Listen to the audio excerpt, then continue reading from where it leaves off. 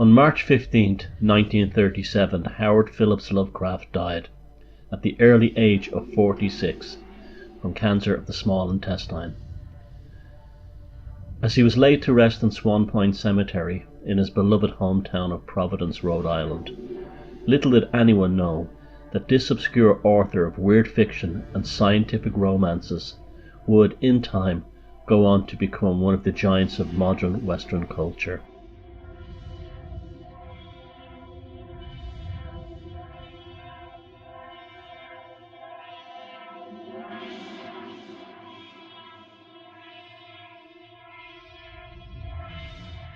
Within a few years of his death, something of an Aeon of Cthulhu would begin to emerge from the world of Lovecraft's offbeat fiction.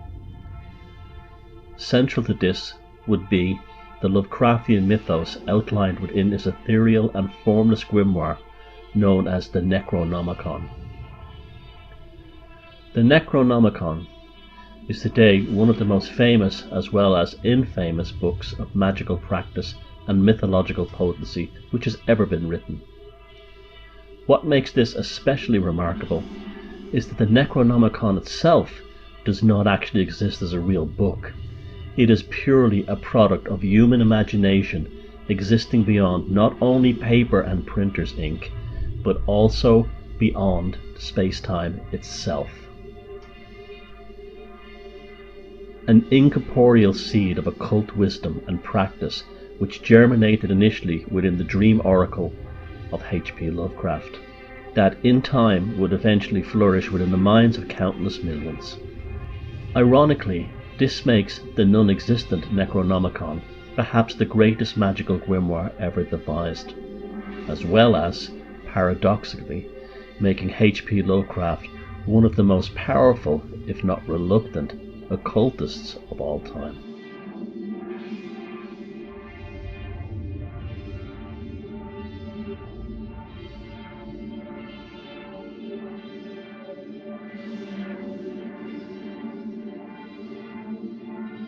His Cthulhu mythos is already demonstrating the requirements needed for an emerging religious spiritual tradition. Howard Phillips Lovecraft, for all his grandstanding against the cancers of superstition and the necessity of materialism, nonetheless bridged the gap between the shamans, druids and pagan high priests of the ancient past and up to the chaos magicians of the very present.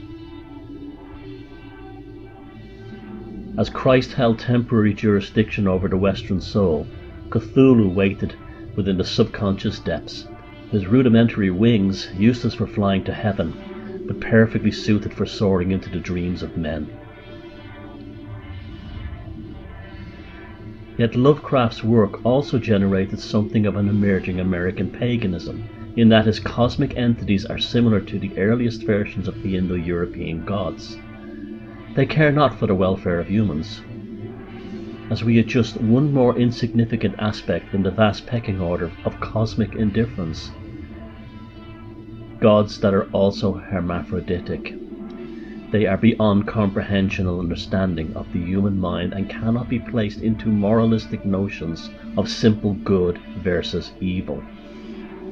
We can only know them by the emotional reaction their incomprehensibility generates within us.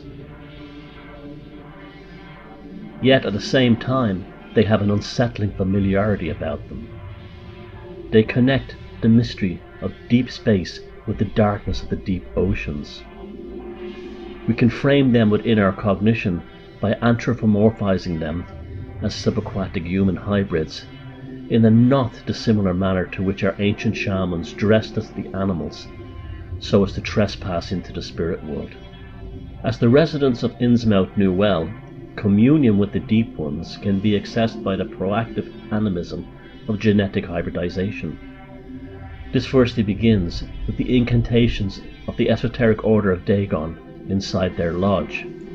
The mind becomes spirit, spirit transforms the flesh, and finally mixed flesh swims into the domain of the eternal dreams within ocean-bed cities far below the reaches of sunlight.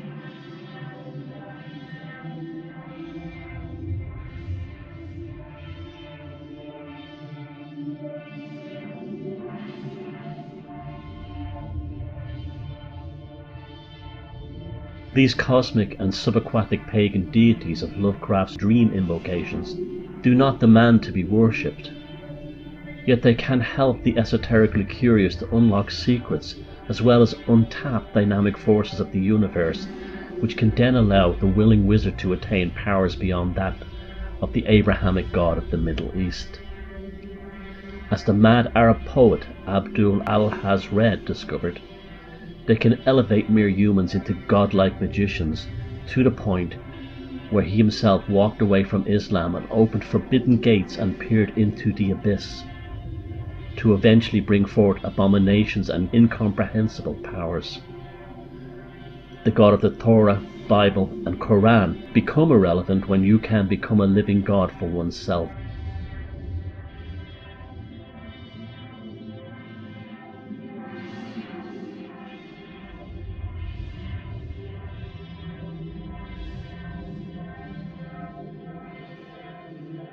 Lovecraft was not only an instinctual magician, the Yankee mystic who had his own shatanic guidance, but he was also unknowingly sowing the seeds of a new American polytheism. Lovecraft even lived the life of a mystic, without luxury and in solitude, so his consciousness could be filled with the opulence of learning. The only thing atheist about H.P. Lovecraft was that he called himself one. In every other regard, he was the seer of Providence. When one even considers Lovecraft's imagery of the gibbous moon, when the moon is not quite full, in the context of heralding the arrival of the paranormal within his stories, it is almost as if he is leaving us with a hint of his hidden occultism. While he presents his materialistic full moon to the world, his occultic gibbous moon is perhaps his real self.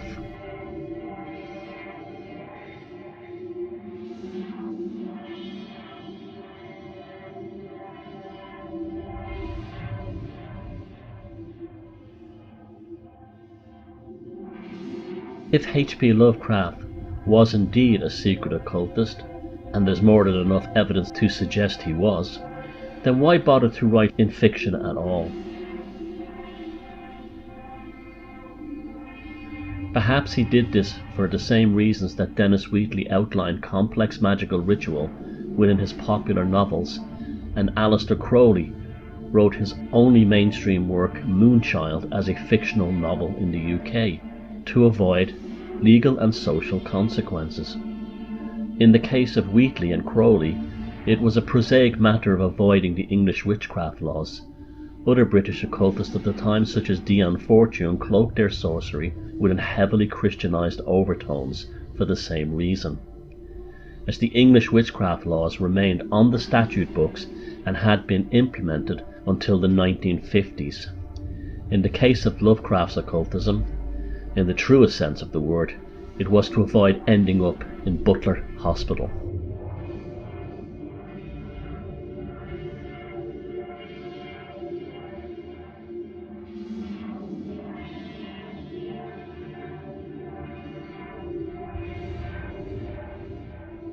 The family legacy of mental illness would have been well known within a respectable Providence. If there is one thing the upper class fear in the test, it is being reminded of their own possible downfall. Lovecraft, writing about esoteric subjects within a safety zone of fiction and criticism, very literally saved them from the asylum.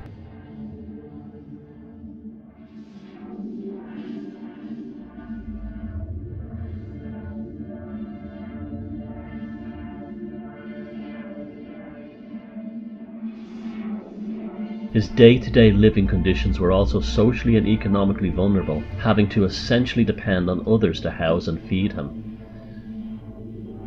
There would have also been an acute, unspoken undercurrent of the family having been cursed at some level, perhaps having travelled through the Phillips family line.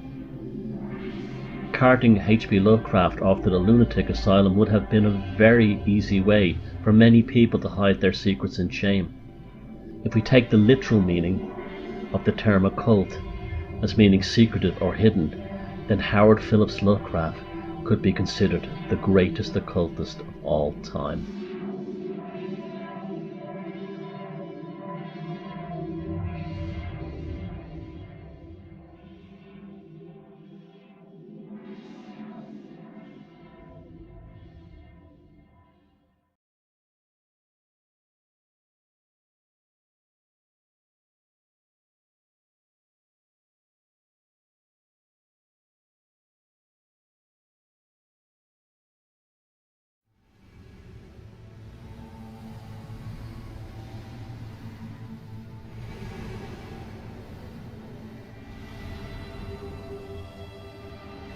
To say that H.P. Lovecraft's childhood was traumatic would be an understatement.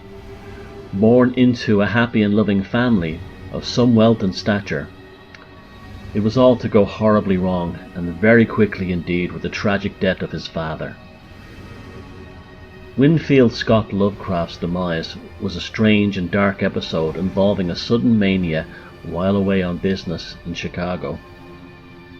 Although his fall into the abyss had been generally attributed to the contraction of syphilis, this remains questionable, as neither Lovecraft's mother nor Lovecraft himself demonstrated any sign of the condition. What is certain is that the sudden deterioration of Winfield Scott Lovecraft became the opening salvo in a war against Lovecraft's idyllic childhood. This brings up the question: was the Lovecraft family cursed, and did his mother Sarah somehow know this?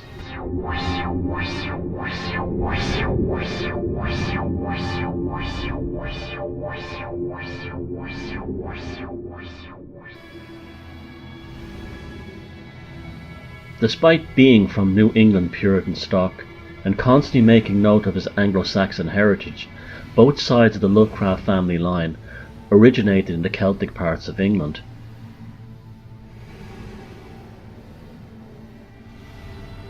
Deriving from such heritage makes it almost impossible to escape the folk traditions and superstitions of the Celt's far vision of weird and hidden things, as Lovecraft referred to this ability within his story, The Horror at Red Hook.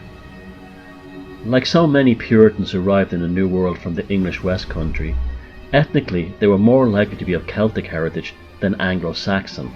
Lovecraft would be no exception to this, regardless of his own wasp chauvinism. One of the most puzzling anomalies as to why Lovecraft's mother dressed him as a little girl when he was growing up has always perplexed his biographers. Usually a Freudian overtone is brought out to explain this. However, Sarah Phillips dressing her son as a girl in early childhood may have a more supernatural aspect to it. Perhaps concerns about her son as a young child may have unlocked racial and cultural codes within her ancestral memories. In Celtic countries, of which the English West Country is very much a part of, young boys were often dressed as little girls so as to ward off the fairies. Fairies were taken very seriously in such cultures, and the belief was that boys in their early childhood years were more likely to be abducted in their sleep and taken to fairyland. So mothers within the Celtic lands would deliberately dress their sons as little girls, even going as far as giving them girls' names in order to protect them from the fairies, disguising them as little girls wearing petticoats in a purely superficial visual way. Even among Protestants in Celtic lands, such as Ulster in Ireland, this was not uncommon. The same would have been prevalent within Lovecraft's ancestral lands of the English West Country. This belief was so common and widespread that even Oscar Wilde's mother, who was of a high-ranking Anglo-Irish stock, did the same to her own son, and for the same reason.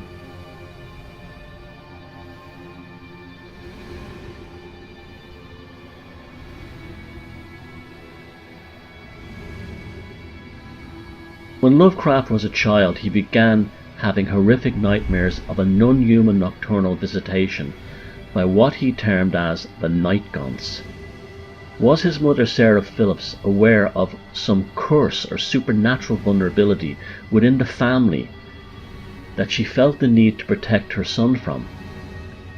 Was her young son's stories of his nightmares far more significant to his mother than just childhood fantasy and trauma? H.P. Lovecraft described the night gaunts as being vaguely humanoid with no faces and thin wings. They would snatch the young Lovecraft up by the stomach and carry him away. What Lovecraft is describing here is an experience very similar to the fairy abductions of the Celtic world, as well as the UFO abductions of the modern era. Such experiences tend to be visualized by the abductee within their own cultural framework of familiarity, although the experience is universal and has been recorded by humans since the dawn of time. At the same time, the young Lovecraft, as a result of having read 1001 Nights, became obsessed with all things Arabic and began collecting pottery and other artifacts from the Islamic world. The book, which derives its content from Arabic, Indian, Greek, Jewish, as well as Persian and Yemenite pagan folklore, includes tales of the Ifrit, a powerful form of jinn. The jinn are ostensibly the fairies meets demons of the Islamic world, although the archetype extends far back into the pre-Islamic and Abrahamic periods of the Middle East. So consumed with these tales that the young Lovecraft even told people he was converting to Islam. This went as far as Lovecraft collecting the antiques and other objects of the Arabic world to surround himself with in his bedroom. There is a belief within Islamic culture that the supernatural race known as the jinn can reside within such objects as vases, boxes, and other storage vessels and containers, the genie in the bottle being the most commonly known form. Did Lovecraft as a child unleash, via his incredible ability to concentrate at such an early age, some form of jinn from one of these Arabic objects? Coupled with this, that his mother somehow knew her son was vulnerable to being targeted by entities, and she instinctually knew this from her own racial memories. It was also at this time that the young H.P. Lovecraft began calling himself Abdul al-Hazred, the fictional, in the material world sense, author of the Necronomicon. The name came to Lovecraft in a dream. Did H.P. Lovecraft, as a child, release the jinn from the bottle, and was that jinn in fact Ktulhu?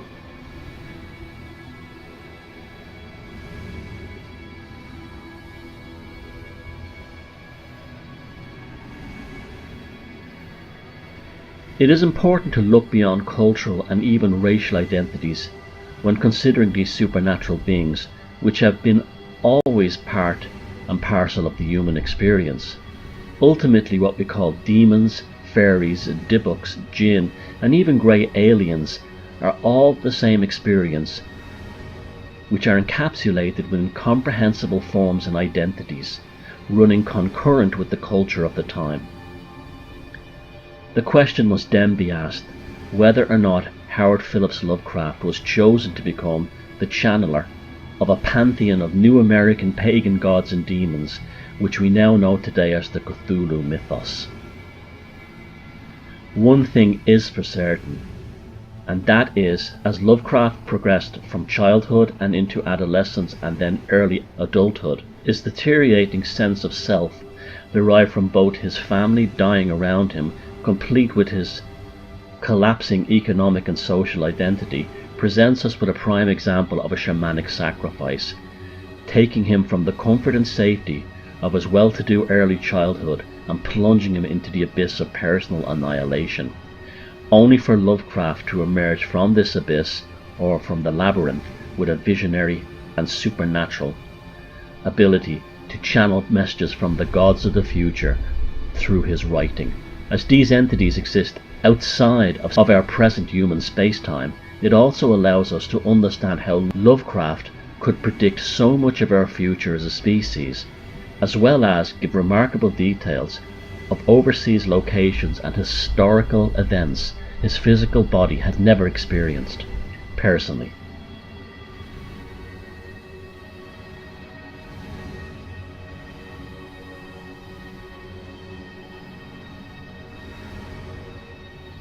As with any great magician, the creation of a new reality is derived from the manifestation and prediction summoned into the present through the concentration of the creative will. Like Jack Parsons, a seer of the gods of the non-material realms of both earth and space. It was no coincidence that both these magicians were born into American society at just the right time.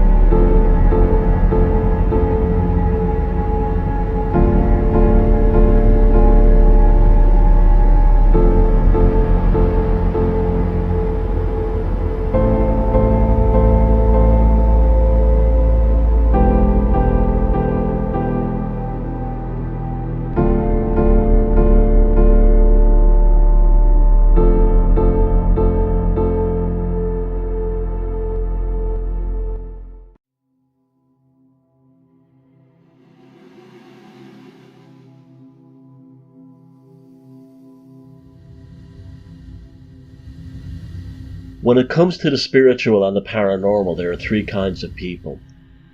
1. Individuals who have had spiritual and or paranormal experiences and just accept them for what they are.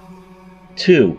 Individuals whom, for whatever reason, are simply unable to experience spiritual or paranormal states and who are genuinely baffled when they encounter people who have experienced the otherworldly. 3. Individuals who have had a spiritual and or paranormal experience and then wish they had not.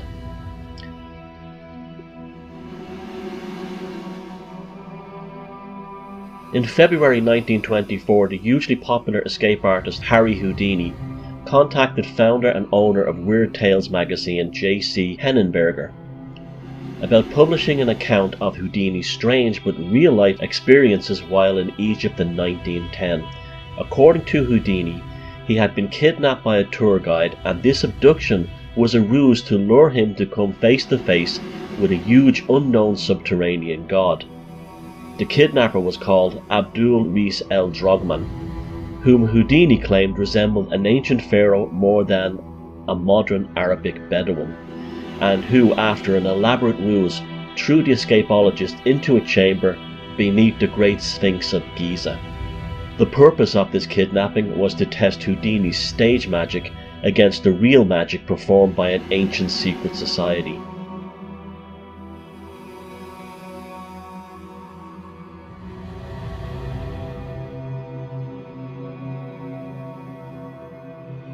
Houdini, having been stunned from the fall, awakened at the bottom of a deep pit. Not surprisingly, he manages to free himself from the ropes which bound him.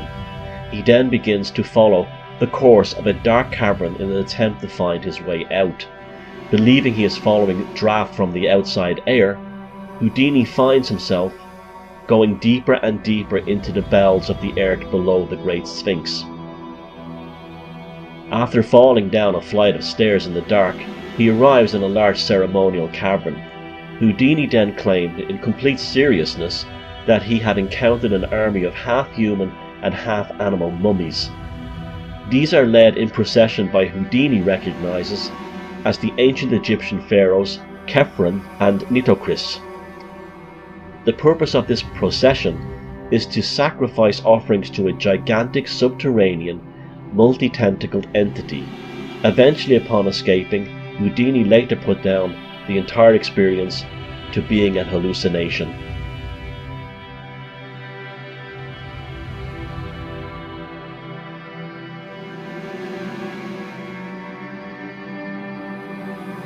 By remarkable synchronicity, H.P. Lovecraft was given the task of fictionalizing Houdini's now apparently hallucinatory experiences while under the Great Sphinx. Eventually these were published in the May, June, July edition of Weird Tales. Houdini was greatly impressed with Lovecraft's writing, and the two struck up a working friendship which was to last until Houdini's death in 1926.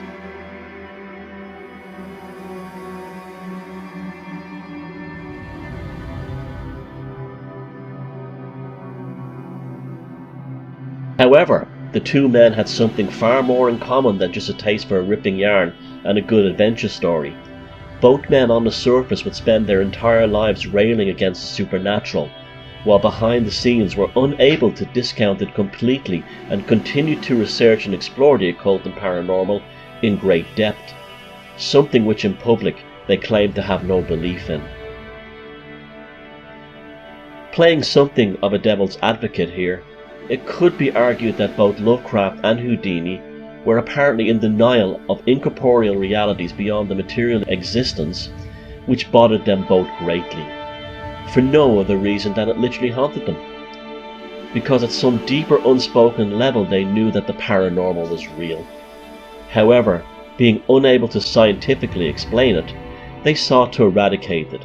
In the case of Houdini, his debunking of the spiritualist movement of the late Victorian and early 20th century, and with Lovecraft resolving it all into scientific romances and fantasy horror stories.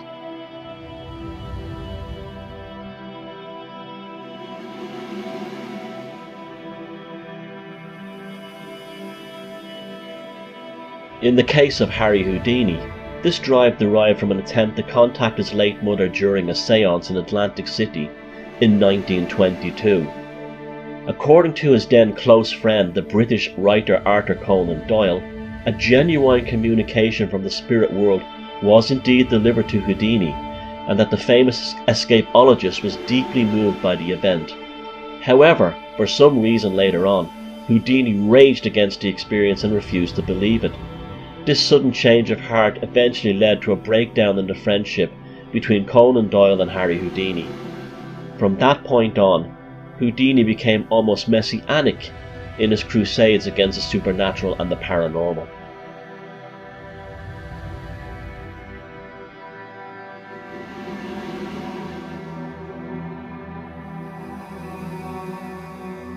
A very similar reaction could also be applied to H.P. Lovecraft following his initial Night Gaunts experience, and then later the still mysterious 5 years following the death of his high-ranking Freemasonic grandfather, Whipple Van Buren Phillips. Following the death of his greatly beloved grandfather and mentor, is it possible that the young H.P. Lovecraft experimented in the occult in an attempt to contact Whipple Van Buren Phillips, perhaps using a text from his grandfather's Freemasonic library? Did the young Lovecraft instead, as in the case of Harry Houdini under the Great Sphinx, also encounter his own multi-tentacled entity from beyond? Is this what Houdini and Lovecraft really had in common? That they both came face to face with the paranormal, and rather than accept it, turned towards dismissing it, or fictionalizing their experiences away. More intriguingly, were the two men fated to be brought together?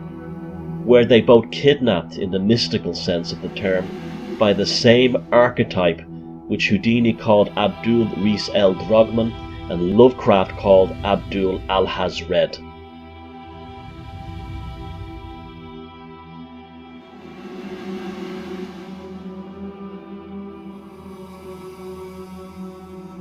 Another correlation can be made with the mystical journey made by Swiss psychiatrist and psychoanalyst Carl Jung during his purposeful exercises in conscious dreaming following his own nervous breakdown, which eventually was to become the Red Book.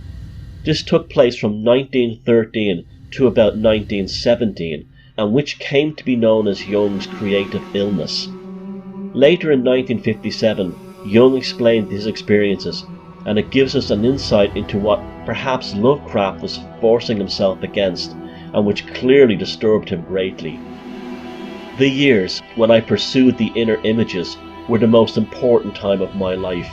Everything else is to be derived from this. It began at that time, and the later details hardly matter anymore. My entire life consisted in elaborating what had burst forth from the unconscious and had flooded me like an enigmatic stream and threatened to break me. That was the stuff and material for more than only one life. Everything later was merely the outer classification, scientific elaboration, and the integration into life.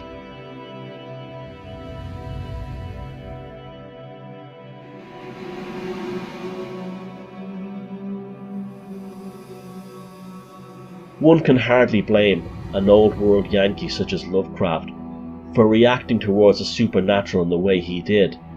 He may even on some levels have blamed the cancer of superstition for the downfall of his family's standing within Providence society. Not to mention his own 5 lost years where he claimed to have done almost nothing, yet was awake every night into the morning hours, if not in his room then wandering the streets of Providence, seeking answers to provide him with his own escape route out of the abyss.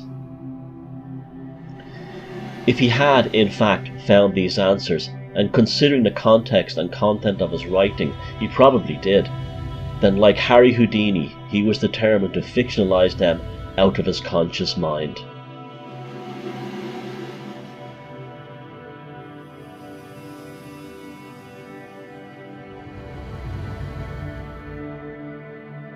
Ironically, Harry Houdini and Howard Phillips Lovecraft both fought against the ancient Egyptian concept of Ka, that being the principal aspect of the soul of a human being or of that of a god.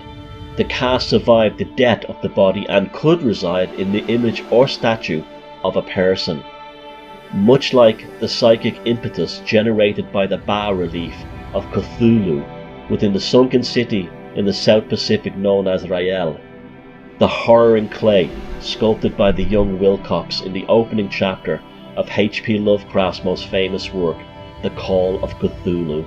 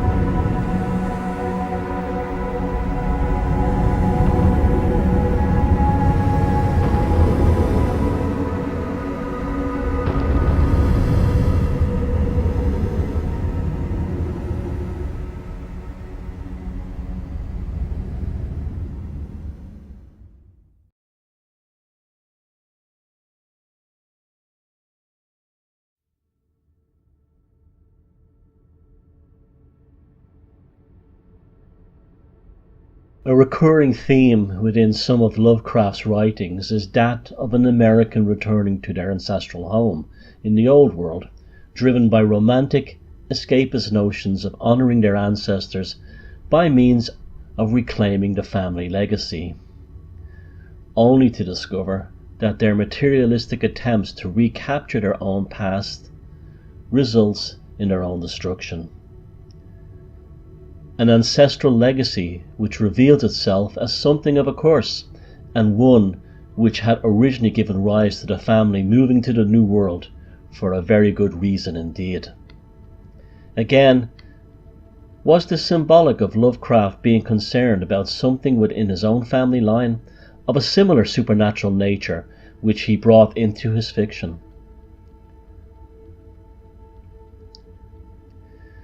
In the March 1924 edition of Weird Tales, Lovecraft's short story The Rats in the Wall was published. It tells of an American of the old and influential De La Poor family moving back to his ancestral home in England from Massachusetts following a sudden tragic death within the family. Against the wishes of the locals, De La Poor begins to restore the old family home, known as Exham Priory, to the opulence and architectural stature it had once been before falling into ruins. Yet no sooner was this achieved than his black cat becomes obsessed with the sound of rats scurrying behind the newly restored walls. Soon things turn much darker as, via a combination of dreams and exploring the depths below the house, Delaporte discovers that his family once raised humans for centuries as meat for their own consumption. This human farming had been going on since Celtic times and was the reason for his family being so hated among the locals. The Delaportes had also practiced their own ancient religion. This abomination of human meat farming only stopped when an ancestor murdered the entire family and then fled to America, leaving thousands of rats to eat the trapped human cattle below Exham Priory. One immediate comparison, which the rats in the wall reveals, and that is to a passage in Carl Jung's seminal work Man and His Symbols, in which Jung reveals to Sigmund Freud his dream about the lower underground levels of a house which he was compelled to explore. In the dream, almost identical to Delaporte's discoveries within Lovecraft's The Rats on the Wall, Carl Jung goes on a remarkable, similar journey of historical discovery below this dream house. This dream eventually led to Jung developing his own theory of the collective unconscious. H.P. Lovecraft and Carl Jung, both via dreams and imagination, were utilizing a method of shamanism employed by the Celtic Druids, in which personal and collective psychological insights were derived from nocturnal subconscious exploration. Within The Rats in the Wall, Delaporte becomes insane due to the revelations of his family's hidden past, and assumes a state not unlike that of Lovecraft's real-life Dark Night of the Soul, which he had endured for 5 years following the death of his beloved grandfather. Did H.P. Lovecraft, during those 5 traumatic years as a teenager, peel back the wallpaper on his own legacy?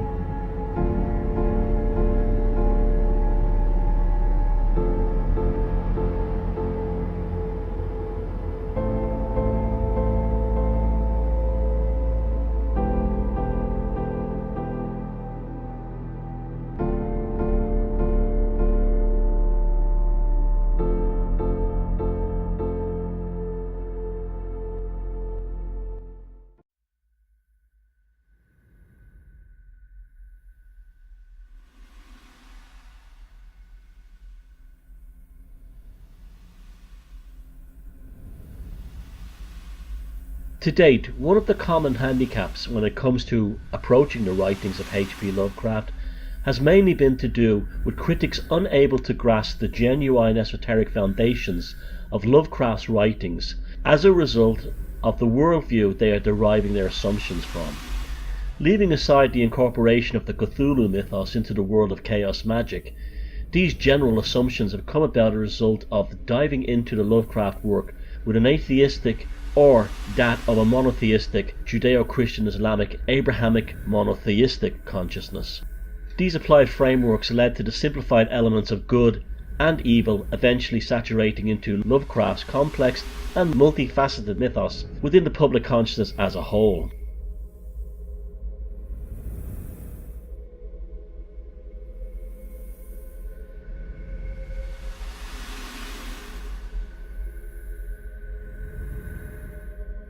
Lovecraft never directly stated that his pantheon of providence-distillated cosmic beings were evil.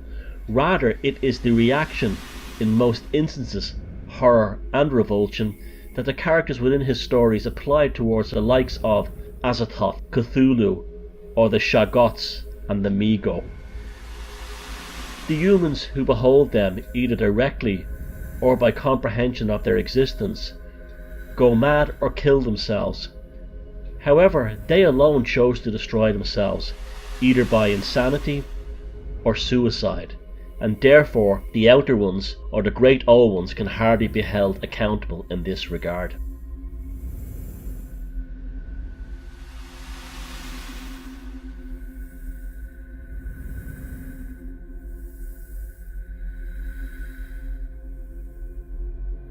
When one begins to consider the Cthulhu mythos from that of a polytheistic Indo-European pagan or Hindu consciousness, then this pantheon of gods, beings and races takes on a very different nature indeed. They become transformed from the exclusively monstrous and towards the epic, from the abominable and on towards the mythological. They may be nothing like our concepts of life and consciousness we are familiar with on this planet. Nevertheless, they are still very much another layer within the pecking order of nature and the cosmos, which just so it happens are indifferent to our petty and less than insignificant human mortal existence.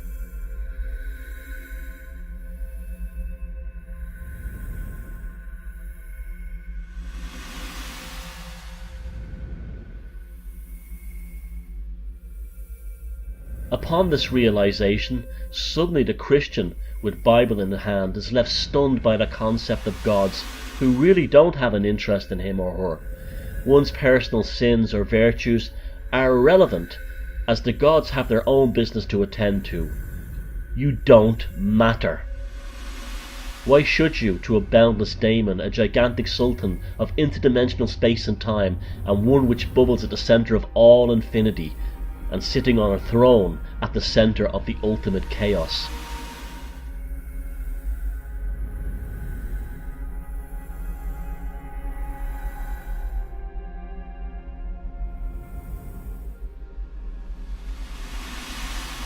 The most terrifying concept to an Abrahamic mind is the idea of a supreme being who has no interest in them personally. Yet, when one removes oneself from this idea of being under the personal stewardship of a personal God, then this can be seen as what it really is: personal liberation. When your God abandons you, you seize it as an opportunity towards personal enlightenment. You become the arbiter of your own fate. Isn't this what Lovecraft is really telling us?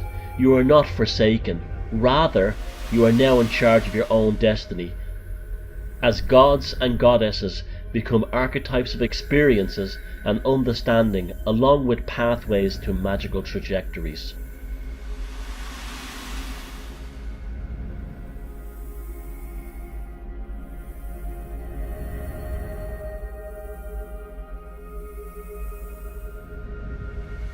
Yet such ideas and beliefs are not uncommon among humanity. They are central to polytheism, as well as heathen spiritual, cosmological associations. The gods are supposed to move in mysterious ways. It is also perfectly fine that we do not fully understand them and only know them by how they affect us. So what if they do or do not care if you sin behind closed doors? The universe is too big, and a single personal human life is so insignificant. This realization is what really leads to the characters within Lovecraft stories becoming insane or want to kill themselves. Nothing is more horrifying to a modern Western person than the concept that they really don't matter in the scheme of things. We may have developed a delusional assumption that we are somehow important within our own personal associations, education level, class system or race.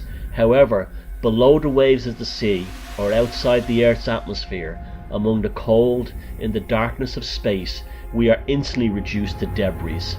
Our cherished sense of self-identity, complete with all the opinions, assumptions, feelings and inclinations poured into this, can only exist within a microscopic bandwidth of the vast cosmological spectrum.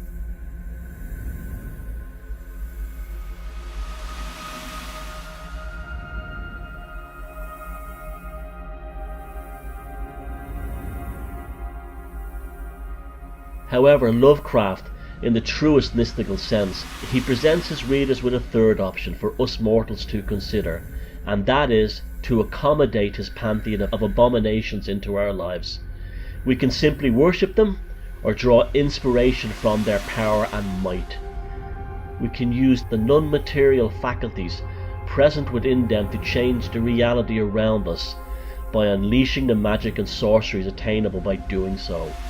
We can even become genetically modified with them, so we might procure a taste of godhood itself.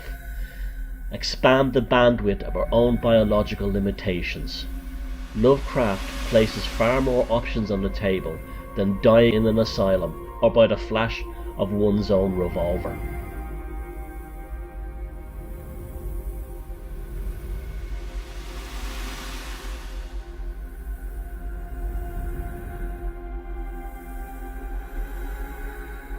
One of the best Lovecraft stories for outlining these concepts is The Shadow over Innsmouth, written during November and December 1931, and is the only Lovecraft story which was published in book form during his lifetime. In many ways it can be considered something of a spiritual text, as it contains a very overtly classical mythological journey with strong shamanic elements that impact upon a student during a historical tour of New England in the early decades of the 20th century.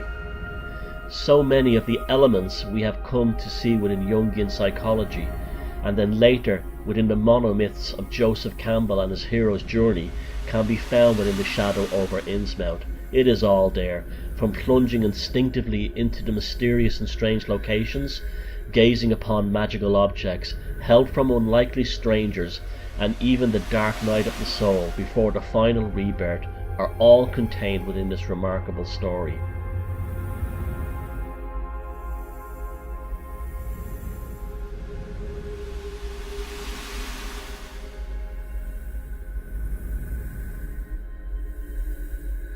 The narrator is the voice of the same student who embarks upon visiting the antiquarian sites of New England, and the town of Innsmouth initially enters his consciousness when he becomes aware of a highly secretive and apparently violent incursion into the town by US government federal agents. The events and details appear shady and somewhat disturbing, to the point whereby even civil rights organisations stayed out of the government operation. The epicenter of this seems to be a location just off the harbour of Innsmouth, among a natural formation known as Devil Reef. This is superb storytelling on the behalf of Lovecraft, as he has the reader hooked from the get-go.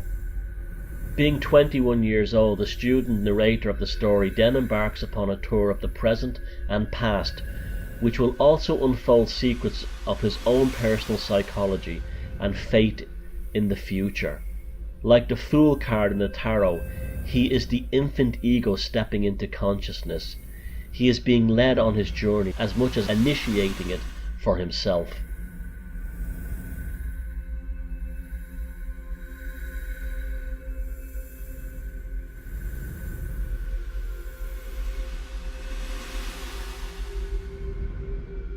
He discovers that the transport options into Innsmouth are very limited, with the old Boston and Maine railroad line running into the town having been abandoned years ago. And today, the only form of public transport still serving Innsmouth is an infrequent motor coach bus service which traverses the bad roads on its way to the mysterious seaport town. The ticket agent at Newburyport, where the story begins, relays some information about the decline of Innsmouth and its strange-looking citizens, whom he compares to southern white trash. We are told that Innsmouth once had a successful gold refinery and busy port, but was all in decay now. The once thriving town had lost most of its population, and the wealthy Marsh family who controlled the town had also mirrored the decline of the general populace. Inbreeding with women brought back to Innsmouth from the South Pacific was apparently to blame, but this is just a local assumption in Newburyport. As the narrator has time to kill before the arrival of the bus to Innsmouth, he investigates further into the nature and the history of Innsmouth and discovers that locals in Newburyport find the place sinister and repugnant. Eventually his curiosity leads him to a local museum in Newburyport which contains an exhibit of a piece of jewellery made from Innsmouth gold, which is like nothing else on this earth. The design and symbolism bears no relationship to anything either modern, avant-garde, or of a primitive nature. It is almost as if the piece was designed by a non-human consciousness. The object, along with its strangeness, only want to make the young student more eager to explore Innsmouth.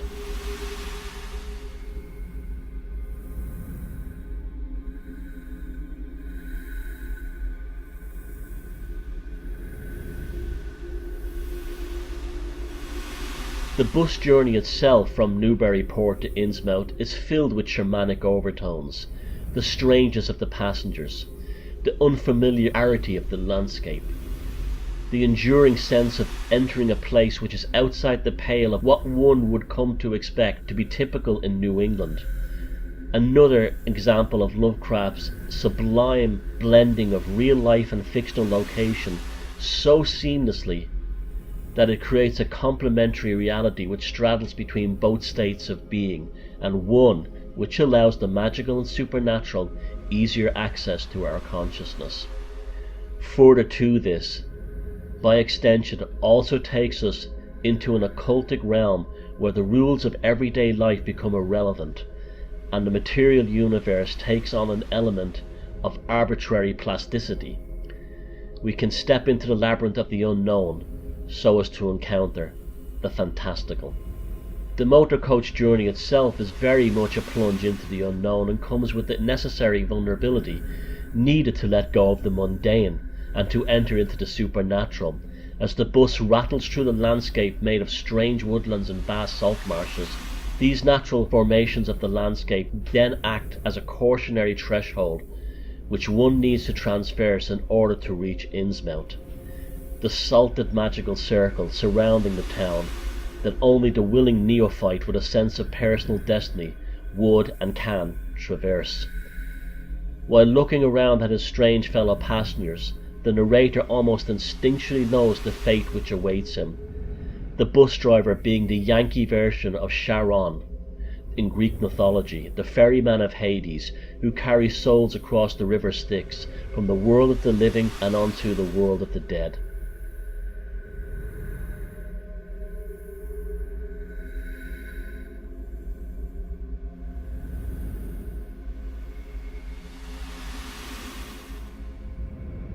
Upon arrival in Innsmouth, he discovers a mostly dilapidated and deserted old fishing town. The few locals he does notice are all blue-eyed and narrow-headed, who walk in a shambling manner. We are told that Captain Obed Marsh, head of one of Innsmouth's most important families, started a cult in Innsmouth known as the Esoteric Order of Dagon, derived from a religion practiced by certain Polynesian islanders which he had encountered during his travels.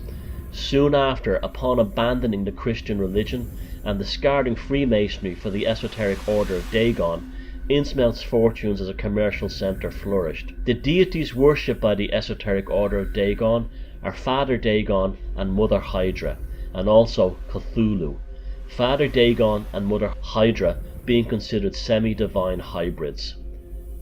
Eventually making his way to the waterfront area, which is also in ruins, and standing by a silted-up harbour, useless for servicing even the modest seafaring vessels, the narrator catches his first sight of the infamous Devil Reef. And far out to sea, despite a high tide, I glimpsed a long black line, scarcely rising above the water, yet carrying a suggestion of odd latent malignancy. This, I knew, must be Devil Reef.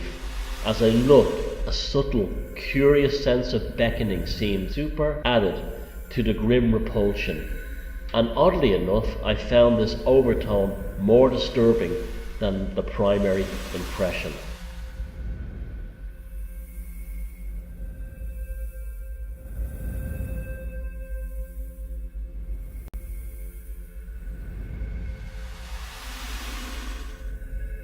Subconsciously at this point, the narrator is reluctantly aware that he cannot return to either Newburyport or even New England as the same person.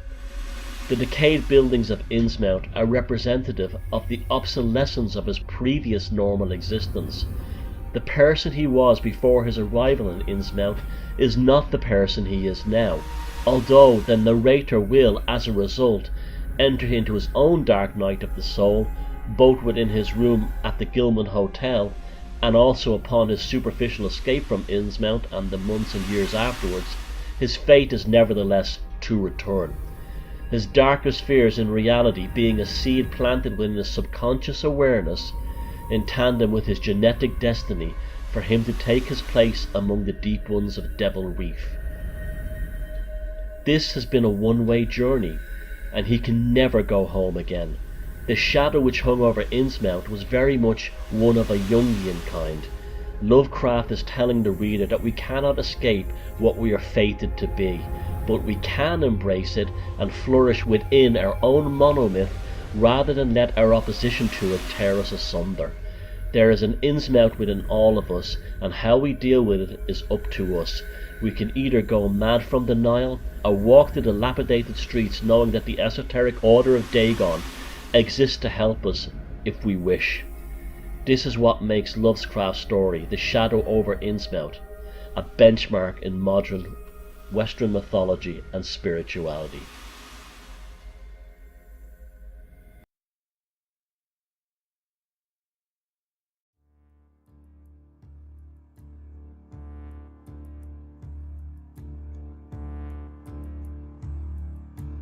In his 1927 story entitled The Whisperer in the Darkness, Lovecraft wrote, "Yuggoth is a strange dark orb at the very rim of our solar system.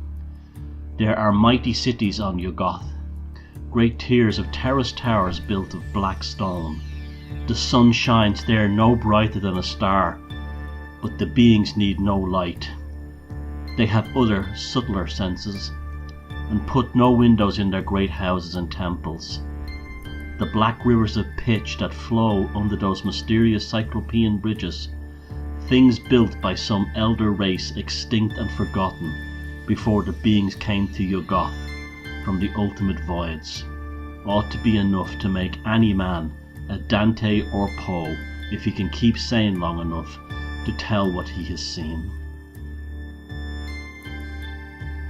When Pluto was discovered 3 years later in 1930, Lovecraft wrote to his friend James F. Morton that Yuggoth might probably be the same as Pluto.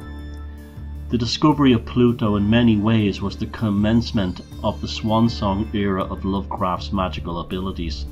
The distinction between his writing and what was to become known in the 1970s as chaos magic was hardly distinguishable by the time the 1930s had arrived. Lovecraft was very literally creating the future in close to real time.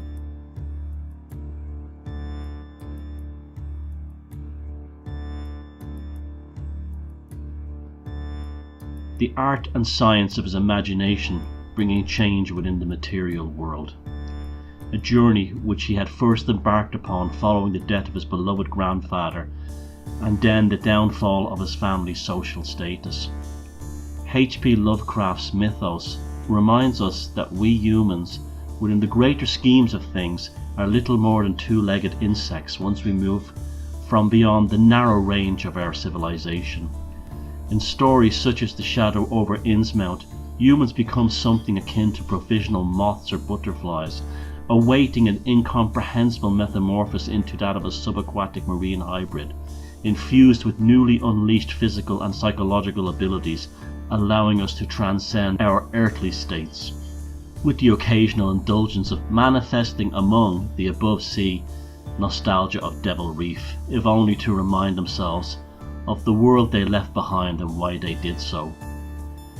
There is no white trash nor lesser races in the places human civilization can never reach.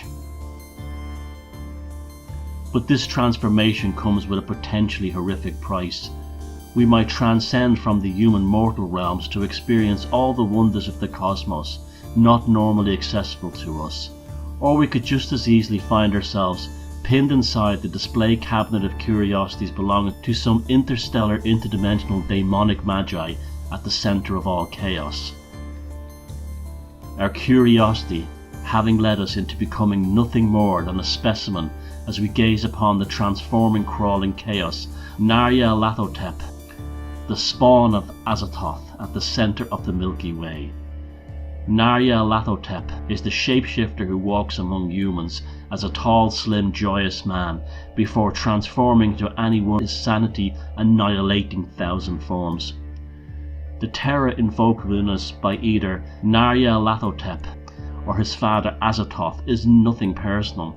These entities are just merely playing their own roles within the cosmic order of things, and what effects they have upon humans who behold them is irrelevant. It is what it is.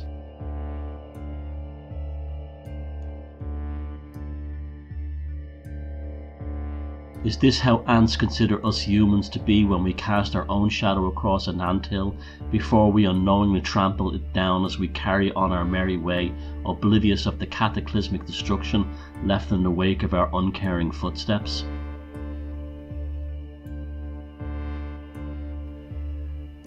So much is made of Lovecraft's alleged dislike of what he considered degenerate groups. Something of a psychohistorical analysis, and a cheap one at that, is forever being applied in order to portray Lovecraft's non-human aberrations as a metaphor for his attitude towards other races and ethnic groups. However, what his biographers readily seem to ignore is that these so-called inferiors are portrayed mainly as individuals, or else as some element of disruption within the collective. They are generally not indicative of the whole. As a result, Lovecraft's so-called racist views are merely an acknowledgement of the tribal structure. Moreover, tribes can be subjected to degeneracy, and this is only considered degenerate depending upon what social and cultural conditioning is present within the observer. In the case of contact with supernatural beings, the degeneracy takes the form of a return to paganism, a rejection of the arbitrary statutes of the King James Bible, the savage replacing the Puritan. Why? Because sometimes it is necessary. Magical and shamanic endeavors being unleashed in order to experience something of a quantum entanglement with the unseen forces and outer tribes not otherwise accessible to human sensory awareness. Are the respectable Mayflower Yankees who embark upon the same degenerate sorceries, such as Tillinghast from Lovecraft's short story From Beyond, any less degenerate than the Louisiana cult within the Call of Cthulhu? The answer is clearly no. Lovecraft makes it perfectly clear that there are also white Anglo-Saxon Protestants, otherwise respectable degenerates, and they appear all throughout his stories. This is the real autobiographical subtext within Lovecraft's work. He is in many ways a victim of his own tribal degeneracy, his own sorceries and artistic conjurations. And what is the objective of this degeneracy? To move beyond the mundane, to transcend the mediocre, to sail the Mayflower into the abyss and smash it upon the Plymouth Rock of the unimaginable realms, scattering it into a trillion subatomic particles so as to reorder its fragments into an interstellar craft capable of crossing dimensions of space and time, to catch a glimpse of one's own limitations so as to push against the demarcation line of the artificial construct of race and social stature and towards something more, something different, something vitally terrifying, to come face to face with the painful insignificance of our own species as a whole. This is liberation, and is not annihilation. And therein lies the freedom of the white trash of Innsmouth, as well as the Italico-Semitico-Mongoloids of New York's Lower East Side. Such tribes exist to mock the respectable and the aristocrats, remind them that their sense of superiority and safety is completely a sham, as the young Lovecraft discovered with the downfall of his own family. When this point of social and psychological downfall occurs, then sorcery comes to the fore. The pagan emerges from the shadow. Lovecraft's own Mayflower tribe had failed his father, grandfather and mother, and Howard Phillips Lovecraft was not going to allow himself to be also walked across the threshold of Butler Hospital. He was going to cross over into the abyss instead. The Necronomicon, operating as something of an instinctual software program, running within his subconscious mind so as to allow him to navigate away from his family curse. It was the 5 years of his own reclusive degeneracy which saved the young Lovecraft. He was the Necronomicon, downloaded from some unknown realm and routed through his dreams, imagination and creativity. Lovecraft became the conduit between the mortal and the pantheon of new American pagan gods, which had called upon Lovecraft so as to mutually cross the abyss of space and time and into the collective consciousness of humanity as a whole. The discovery of Pluto was the manifestation of Yuggoth. No matter how much his fans and biographers play down this as a coincidence, Howard Phillips Lovecraft knew it was much more than that of a glib, casual coincidence, as he himself lived in an age whereby the abyss was becoming increasingly accessible to Western shamans who themselves were open towards stepping across that threshold and into the abyss of the unknown.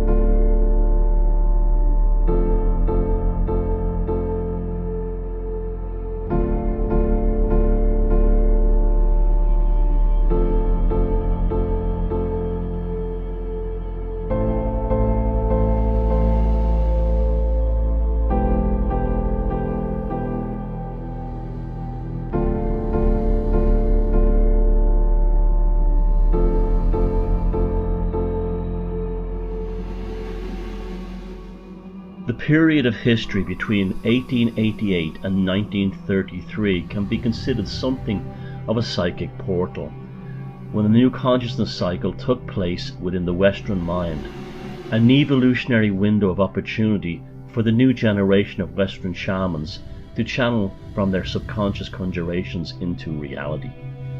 This was the era when the limitations of space and time transformed miracles into experiments. The development of aviation, submarines, rocketry, quantum physics, radio, television, and magnetic recording systems were augmented with the emergence of new forms of sorceries and philosophies. Lovecraft was born, lived, and died among the likes of Nikola Tesla, Aleister Crowley, Austin Osman Spare, Jack Parsons, and Carl Jung. His work was complementary to these minds, as he was one of the conduits availing of the same streams of quantum and psychic conjurations which created the enormous changes that were to herald in the modern age. It was no coincidence that Howard Phillips Lovecraft died just as IBM were marketing their first computers. Lovecraft's current popularity owes much to his charismatic charge, illuminating millions of personal computers all over the world.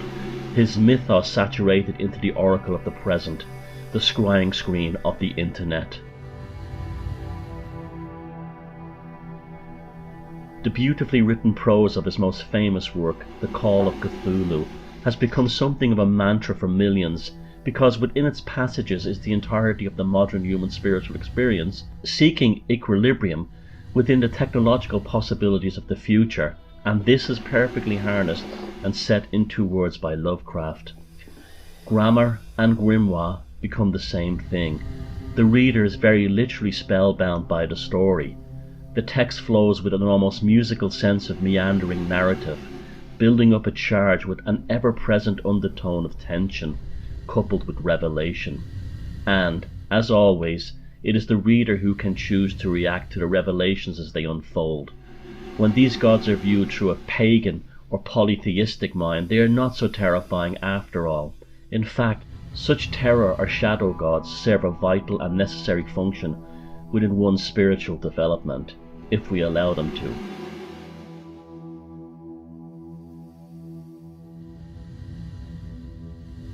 The famous opening passage within the horror in clay section of The Call of Cthulhu has become one of the most famous and oft-quoted pieces of English language literature. We were not meant to travel far, at least in our physical bodies. Lovecraft proved this by creating an entire universe from his beloved Providence. He pulled in an alien cosmology and new pantheon of American pagan gods into his writing desk. He did not require a spacecraft or time machine. The Necronomicon was more than adequate for this purpose. Within The Call of Cthulhu, an often overlooked passage tells us much about the psychic internal state of Lovecraft and what kind of shamanic trance he may have been caught within during his frantic writing episodes. On April 2nd, about 3 p.m, every trace of Wilcox's malady suddenly ceased. He sat upright in bed, astonished to find himself at home and completely ignorant of what had happened in dream or reality since the night of March 22nd. Pronounced well by his physician, he returned to his quarters in 3 days. but to Professor Angel he was of no further assistance. All traces of strange dreaming had vanished with his recovery, and my uncle kept no record of his night thoughts after a week of pointless and irrelevant accounts of thoroughly usual visions. Here is Lovecraft recounting the end of his 5 mysterious years as a young man, when his own malady had overtaken him and then eventually departed him. The young Wilcock in The Call of Cthulhu is Howard Phillips Lovecraft presenting his own biographical details in not so cryptic form. The 5 mysterious years where Lovecraft became an oddball recluse was the secret college of his own shamanic journey. Like the hermit card in the tarot, he was to find the secrets within the solitary mystical journey.